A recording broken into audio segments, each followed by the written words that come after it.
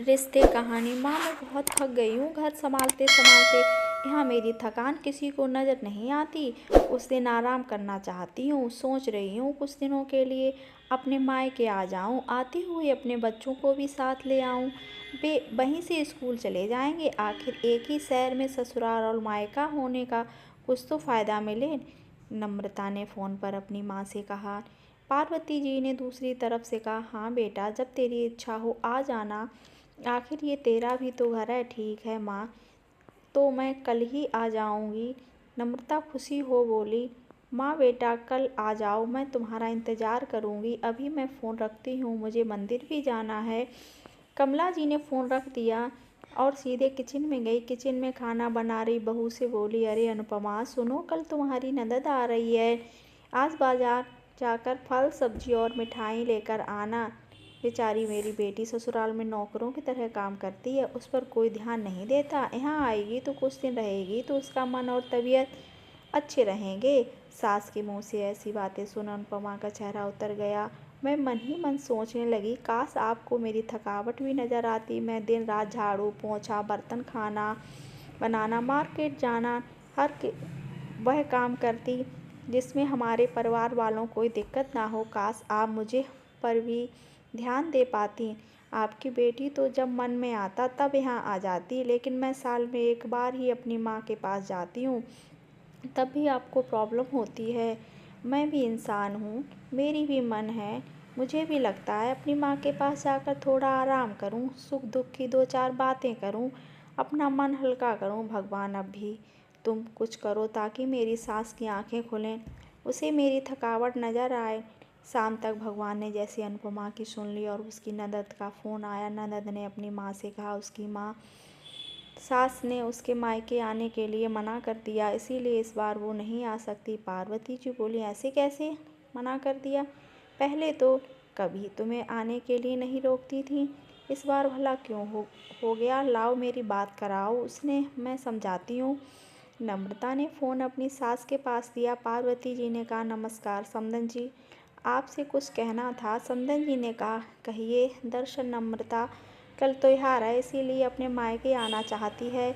अगर आप उसे भेज दो तो अच्छा रहेगा।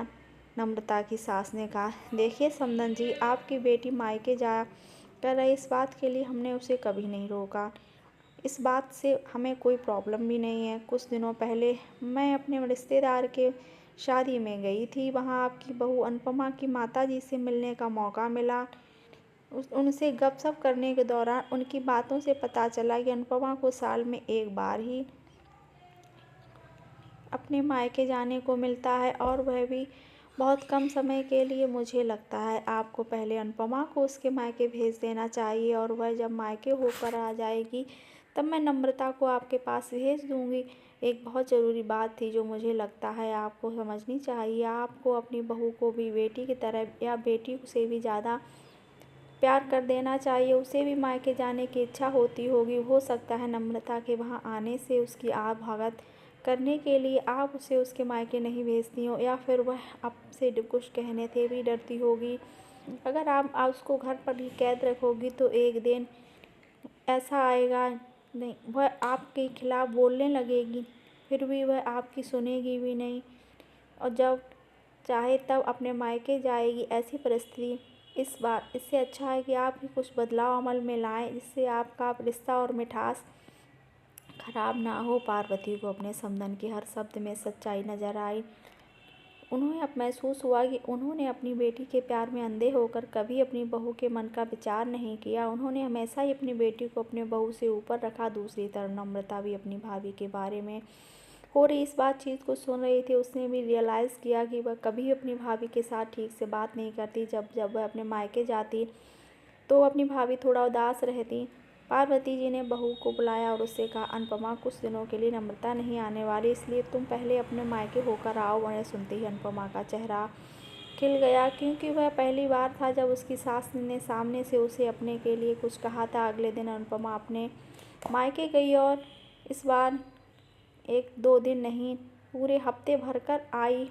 अपने माँ के साथ रिश्तेदारों से मिलकर आई, और जब वह लौट कर आई तो उसका चेहरा खिला हुआ था, उसकी आंखें चमक रही थीं। अनुपमा के आने के बाद नम्रता भी अपने मायके आई। इस बार वो खुद सामने से अपनी भाभी से खुशी खुशी मिली और अच्छे से बात की। नम्रता ने अपनी माँ से बात करके उन्हें भी अच्छे से समझने में मदद की कि वह कहीं ना कहीं अनुपमा के साथ गलत व्यवहार कर रहे थे। दूसरी तरफ अनुपमा अपने ससुराल वालों के बदले रवैये से खुश थी। वह अब खुशी खुशी सबका ध्यान रखती, हर काम प्यार से करती। वह ध्यान रखती कोई भी ऐसी बात या काम ना करे जिससे घर में तनाव माहौल पैदा हो। पार्वती जी अपनी बहू को खुद ही समय समय पर मायके भेज दिया करती। छोटे से बदलाव ने सास और बहू भाभी ननद के बीच कड़वाहट दूर कर रिश्ते को और भी ज़्यादा मिठास और मजबूत कर दिया।